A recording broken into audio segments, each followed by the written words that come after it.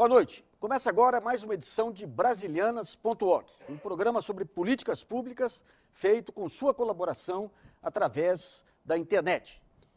Liberdade para pensar, interagir, escolher o que ler, ouvir, assistir e ainda poder opinar. O casamento entre comunicação e tecnologia tem gerado frutos que deram pontapé para uma revolução social, de ritmo evolutivo constante e cada vez mais acelerados. Novas mídias é a pauta de discussão do Brasilianas.org de hoje. O que é o Web 2.0? Qual o atual papel da internet como ferramenta de comunicação? Como que as novas mídias têm influenciado a política? Para o debate, recebemos aqui no estúdio Sérgio Amadeu, que é sociólogo e professor da Universidade Federal do ABC. Gisele Beigman, que é do Instituto Sérgio Mota e professora da PUC São Paulo. Caio Túlio Costa, que é jornalista, professor doutor em Ciência e Comunicação e um dos pioneiros da internet no Brasil. E temos ainda a presença de convidados diretamente ligados ao tema. O José Antônio Milagre, que é advogado especialista em Direito Digital, a Poliana Ferrari, que é jornalista, professora da PUC São Paulo e pesquisadora em mídias sociais, o André Stangl, que é filósofo, pesquisador do Centro de Pesquisa Internacional Atopos, da Escola de Comunicações e Artes da USP, e a Renate Landshoff, que é professora da Fundação Escola de Sociologia e Política de São Paulo, especialista em Ciência da Informação. Rodrigo Savazoli, que é diretor da FLI Multimídia, uma das empresas que integram a Casa da Cultura Digital. Web 2.0 é a designação para o atual cenário vivido no universo virtual de constante troca de informações, serviços, colaboração para a construção de conhecimento e conteúdo, da ideia de dinamismo e interação. Mas como que essas redes sociais hoje interferem nas relações profissionais e pessoais? Quais os principais quebras de paradigmas que surgiram a partir de uma maior facilidade de acesso ao web? Nós tivemos lá no início da era da internet os e-mails aí revolucionando a comunicação, trazendo de volta aí as cartas que tinham desaparecido das relações pessoais. Depois salas de bate-papo, depois foi avançando para a Web 2.0. Hoje se tem blogs, microblogs. Eu queria que o Sérgio Amadeu desse primeiro um primeiro cenário assim, de como que é hoje esse cenário dessa interação na internet. Então, Nassif, o que nós temos hoje é uma elevação da capacidade de falar. Então, das possibilidades de interagir. Então, antes era muito difícil você falar amplamente. O que a rede fez? Ela inverteu o ecossistema comunicacional. Hoje o difícil não é falar, o difícil é ser ouvido. E as redes sociais, elas consolidam a possibilidade de interações permanentes. Interações que são em tempo real ou assíncronas. E isso tem mudado muito fortemente todo o ambiente comunicativo. E, obviamente, mudam relações cotidianas, relações de poder. E o que está acontecendo? Você pega as pesquisas hoje nos Estados Unidos, praticamente 70% dos jovens e dos adultos jovens, eles participam de uma rede social, participam de um Facebook, que já se tornou uma das maiores audiências do planeta. Se você pegar na web, os sites que mais chamam a atenção das pessoas, você vai encontrar claramente o seguinte: redes sociais e mecanismos de busca. Isso é uma mudança muito profunda. Significa que hoje você tem uma empresa e que se ela pisa na bola com o consumidor, esse consumidor ele põe um vídeo no YouTube e isso pode criar uma repercussão inimaginável antes das redes sociais. Então você tem uma situação extremamente nova nesse ambiente. Gisele, o Instituto Sérgio Mota lá atrás ele já começou a estimular trabalhos nessa área. E qual o resultado dessas experiências, desses anos de implementação aí de concursos e tudo nessa área? Acho que a primeira foi consolidar a noção de arte digital, não só para um público amplo, mas até o ponto disso se tornar um anacronismo. De tal forma isso é contemporâneo hoje que se torna até redundante você falar em arte digital. Acho que dificilmente você encontra hoje qualquer criação cultural que não seja mediada por dispositivos digitais, né? Então você tem cultura e você tem arte. O adendo aí, o digital hoje em dia, ele já é tão orgânico a tudo, e nisso acho que a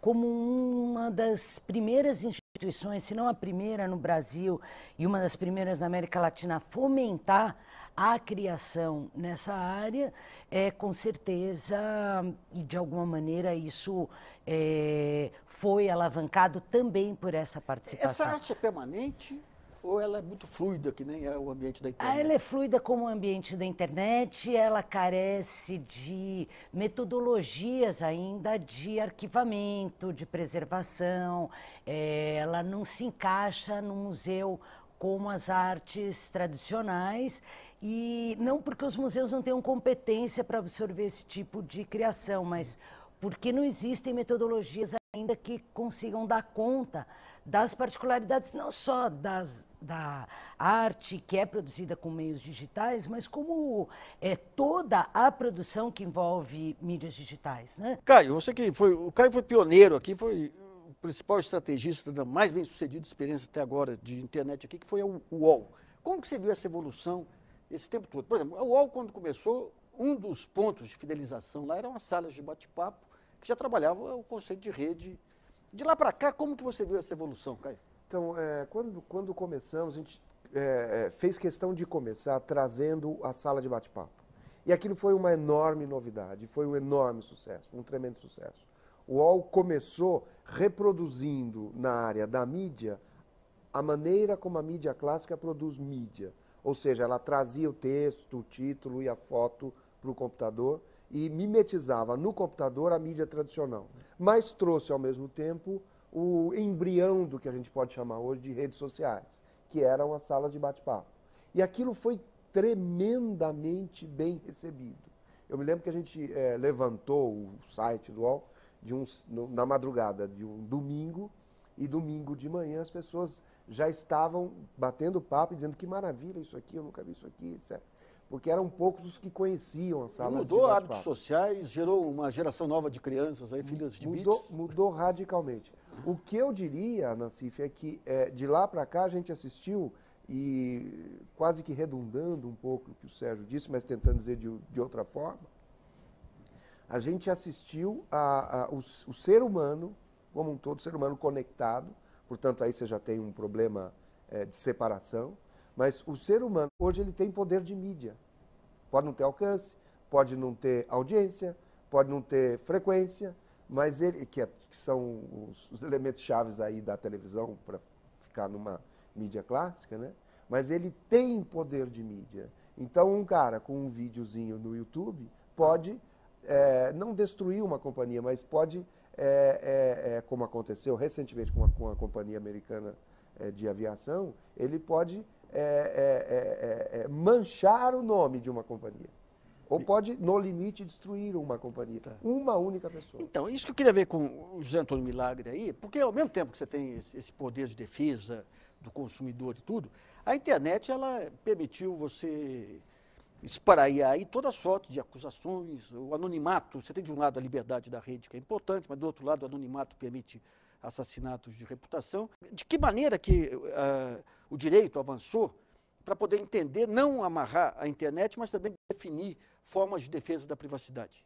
Exatamente. O direito ele está sempre algumas quadras atrás, alguns quarteirões atrás da sociedade, ele acompanha a sociedade. Se a sociedade hoje é da informação, o direito tem o dever de acompanhar essa evolução social. O fato é que hoje nós tutelamos os crimes cometidos com o requinte dos bits, ou seja, através da internet, com o Código Penal de 1940, uma lei da era do rádio. Então eu diria que hoje os juízes literalmente arrancam minhoca de azulejo, utilizam a analogia. Lógico, algumas condutas serão criminosas, não importa o meio. A difamação, a calúnia, a injúria, ela é calúnia pelo jornal, pela TV ou pela internet. Mas existem crimes novos, como vazamento de informação, furto de dados, dano informático, sabotagem informática. Estes crimes hoje, eles permanecem numa seara de impunidade. Tá? A sensação de anonimato apenas motiva aquele agente a praticar atos que não praticaria no mundo real. Essa questão das redes sociais, elas de um lado você tem aquela explosão daquele controle de opinião que você tinha quando você tinha uma mídia mais organizada, né? Então hoje todo mundo tem a sua opinião e você tem um certo caos criativo ou não dentro da internet. Eu sempre tenho uma discussão com um amigo que ele acha que isso aí pode levar algo que houve nos anos 30 na Europa, pode levar a radicalizações que você tem em alguns ambientes. Outros acham que pode levar a uma maior tolerância. Como é que você vê esses climas que se formam de torcida, de radicalização de lado a lado na internet? É algo ameaçador? Eu não vejo como ameaçador. Eu acho que, como o Caio falou, o que acho que é importante a gente pensar é que a gente se tornou mídia. Todo cidadão é mídia. Então, a torcida organizada, seja a Mancha Verde, seja do Corinthians, seja o que for, ela é mídia. Ela tem um poder de mídia, né? Então, assim, se ela vem com toda a força para quebrar, ela também leva a mesma reação para a rede. Mas eu não vejo assim, a rede acaba filtrando. A gente tem, por não ter mais anonimato, por a gente, todo mundo, público e privado, é uma coisa só, você localiza as pessoas, tal. Então eu acredito que a rede acaba filtrando, não chega ao caos. Você tem impulsos nebulosas, quase nuvens de caos, depende de torcidas, brigas por... se você vê muito isso, o bullying, né, dos adolescentes, quando termina um relacionamento, destrói a garota pelo Orkut, destrói...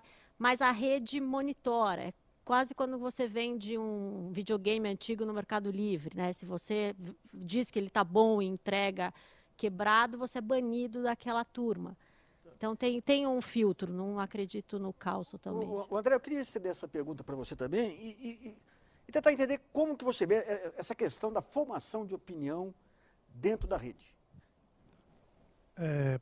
Eu diria que a gente tem uma oportunidade preciosa no momento hoje de retornar alguns valores de convivência humana que estavam, de uma certa forma, perdidos ou alguma forma disfarçados.